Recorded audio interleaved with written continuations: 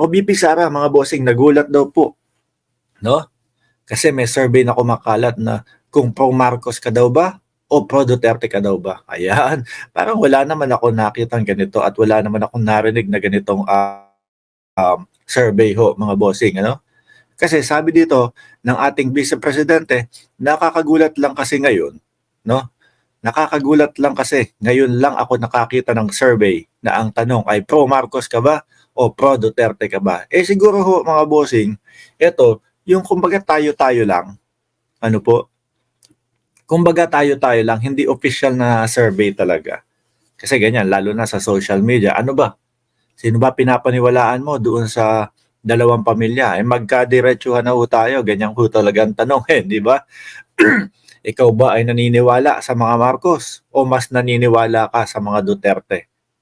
Pero yung sasabihin na survey talaga yan, ako, wala ho ako nakikitang ganyan at wala ho ako naririnig na ganyan, mga bossing. Ang kukulit ninyo, no? Ano ba yung pinagsisigaw nyo dyan sa comment section? Impeach VP Sara, no? Etong mga nakaraang araw, yun na yung mga nakikita ko. Nagkalat na yung impeach VP Sara, impeach VP Sara.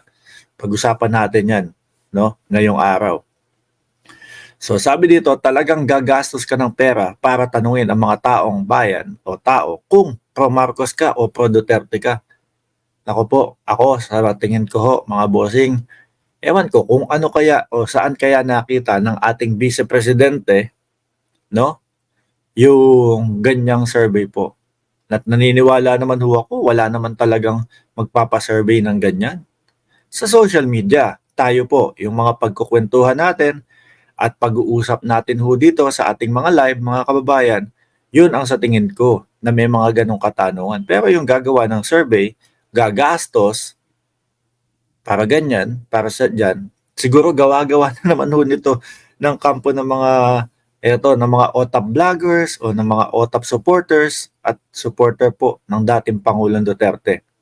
Eto ha, yung bandang dulo po, yung highlighted o yung mas malalaki ang mga nakasulat dyan, tatamaan ho ang ating Vice Presidente dyan, mga bossing.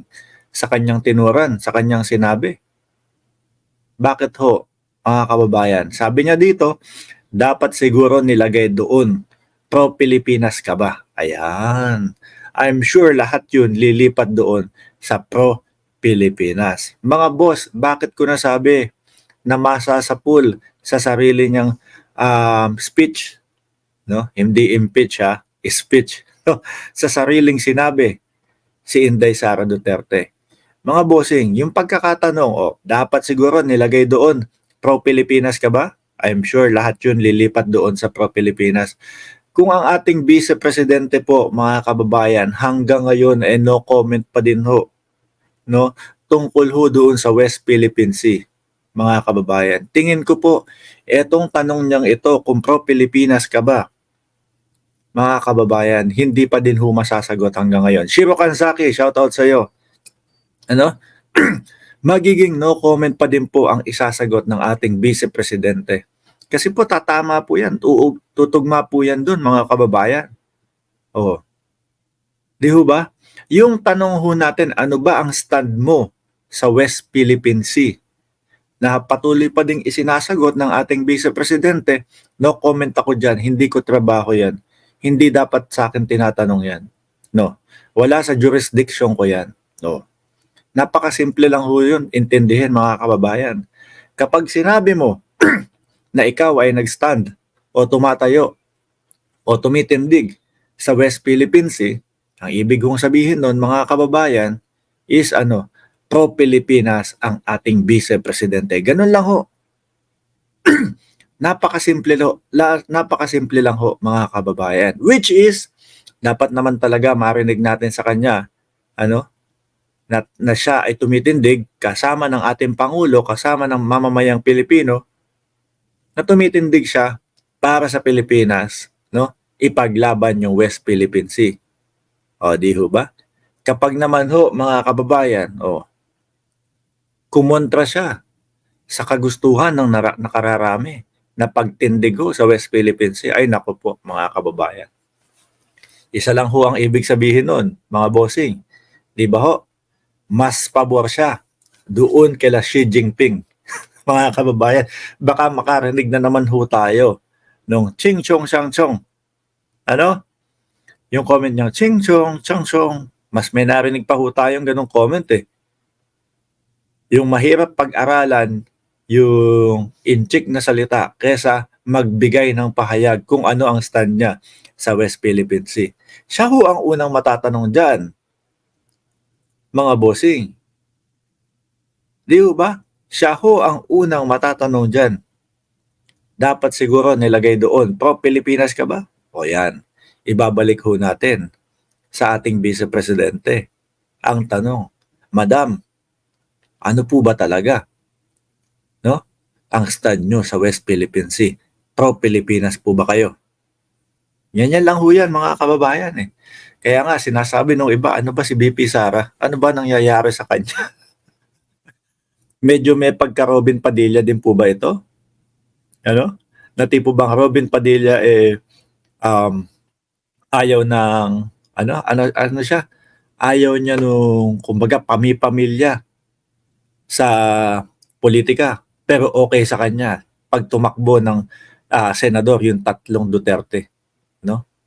Sa isang pagkakataon. Oh. Anti-dynasty yung pinasok yung pinapasang bill o gusto maaprobahan na bill. Pero ang gusto ni Binoy, okay lang sa kanya na tatlong Duterte sa Senado. Ang gulo ho, mga kababayan. So, etong mga tao na to, hindi ho natin alam kung sila ho ba yung talagang tumatrabaho doon sa mga batas na ipinagpapapasa nila o gusto nilang mapasa or ipinapagawa lang ho. Kaya kapag sila ay nagbigay ng kanilang sariling pahayag, mga kababayan, tumatama at nagsasalpukan ho yung kanilang sariling pahayag at doon sa mga bill na gusto nilang mga maipasa ho. Kagaya na lang ho dito, hanggang ngayon, ang Vice Presidente ay wala pa din hong say tungkol sa West Philippine Sea, mga kababayan.